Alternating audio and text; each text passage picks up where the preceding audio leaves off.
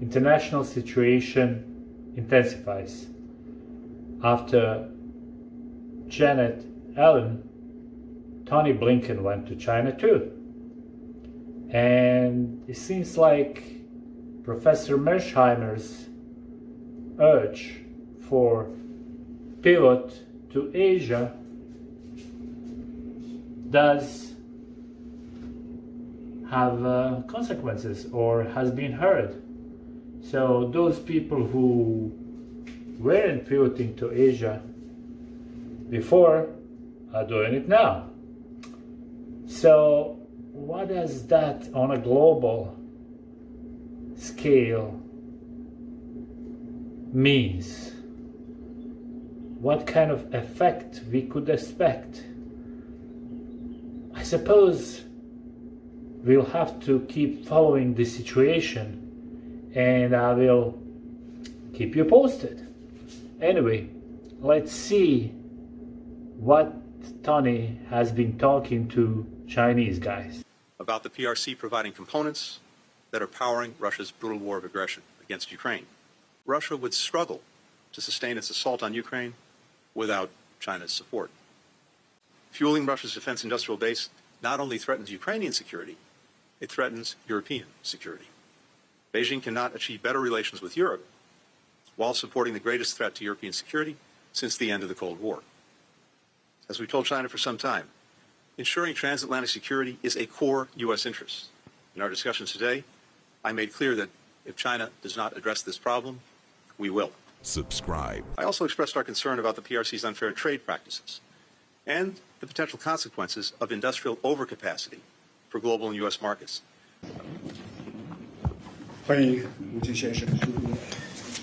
Mr. Secretary of State, welcome back to China after 10 months. In the past period of time, the China-U.S. relationship has gone through ups and downs and twists and turns. After the guidance and leadership of our two presidents, the giant ship of this relationship has weathered winds and rains and overcome dangerous shoals. We managed to return to Bali, arrive at San Francisco, and then embarked on a new journey from San Francisco. Overall, the China-U.S. relationship is beginning to stabilize. Across the areas, our two sides have increased dialogue, cooperation, and the positive side of the relationship. This is welcomed by our two peoples and the international community. But at the same time, the negative factors in the relationship is still increasing and building. And the relationship is facing all kinds of disruptions.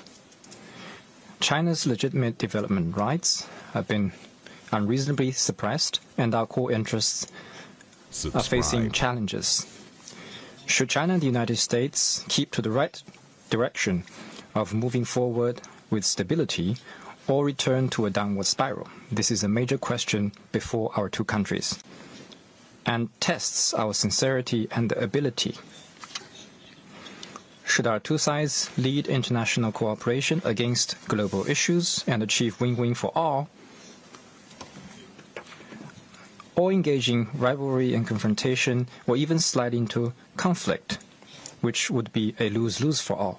The international community is waiting for our answer. China's attitude is consistent.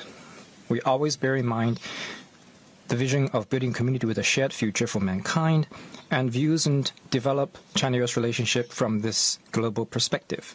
We have always acted with a sense of responsibility to the people, to the world, and to the future.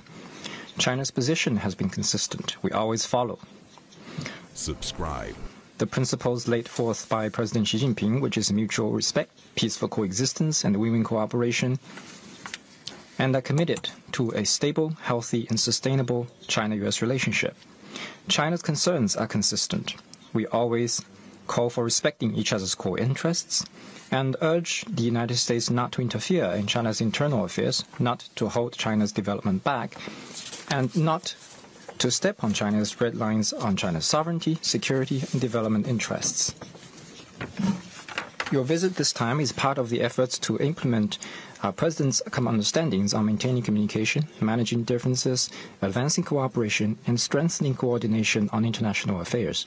I look forward to an in-depth exchange of views with you today. Thank you.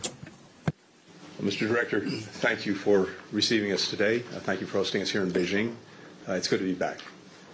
We had a good visit to Shanghai just yesterday, good candid conversations with Party Secretary Chen, with Chinese and American students who are working and learning together, with our business community that is so active here in China. But in Beijing, the President asked me to travel back to work on moving forward on the agreements that our two presidents reached in San Francisco at the end of last year. Resuming cooperation on counter-narcotics, restarting our military-to-military conversations, looking together at the future of artificial intelligence, its risks, safety issues, and trying to strengthen our people-to-people connections, but also, critically, managing responsibly our differences. Moving forward on the agenda that our President set requires active diplomacy. And there's no substitute, in our judgment, for face-to-face diplomacy in order to try to move forward, but also to make sure that we're as clear as possible about the areas where we have differences, at the very least, to avoid misunderstandings, to avoid miscalculations. That really is a shared responsibility that we have, not only for our own people, but for people around the world, given the impact that the relationship between our countries has around the world. I look forward in these discussions to being very clear, very direct about the areas where we have differences and where the United States stands. And I have no doubt you will do the same on behalf of China. But I underscore again, it's important that we do that. Important to demonstrate that we're managing responsibly the most consequential relationship, I think, for both of us in the world. I hope we can make some progress on the issues that our presidents agreed we should cooperate on, but also clarify our differences, our intent, and make very clear to each other where we stand. So again, thank you for having us here today. I look forward to a very good discussion, as always. Subscribe.